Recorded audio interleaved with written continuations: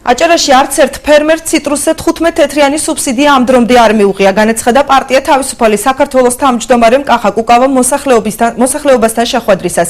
მისი ინფორმაციით მეციტრუსეთა უმრავლესობა მანდარინის ჩაბარებაც კი ვერ შეძლო, რის გამოც მოსავლის უმეტესი ნაწილი დალპა. კუკავა განმარტავს, რომ რეგიონში ციტრუსის გადამამუშავებელი საწარმოების სიმცირეა, რაც მოსავლის გასაღებას აჭიანურებს. წინასაარჩევნო შეხვედრების ფორმატში პარტიის ლიდერი დღეს სოფელ ფერიის მოსახლეობას შეხვდა და პრობლემები მოისმინა. თავისუფალი საქართველოს ლიდერმა დღესვე თვითმმართველობის არჩევნებზე პარტიის კანდიდატები წარადგინა. ხელვაჩაურის მუნიციპალიტეტში გამგებლის პოზიციაზე ლევან მიქელაძე, ხოლო საკრებულოს თავმჯდომარის კანდიდატად მერაბ ღოღობერიძე დასახელდა. კახა კუკავა არასაპარლამენტო ოპოზიციას პრაიმერის ჩატარებას ურჩევს და საერთო კანდიდატის წარდგენას თავაზობს.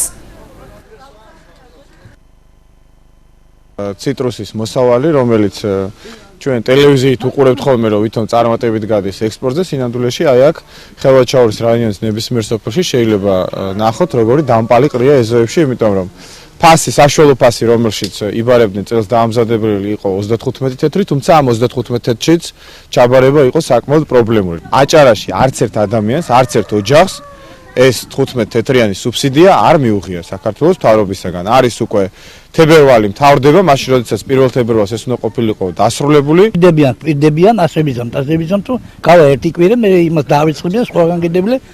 ვინც აბარებს ახლა მისი სახსრებით, მისი იმით მონდომებით და რაც ხა წვალებით და ასე.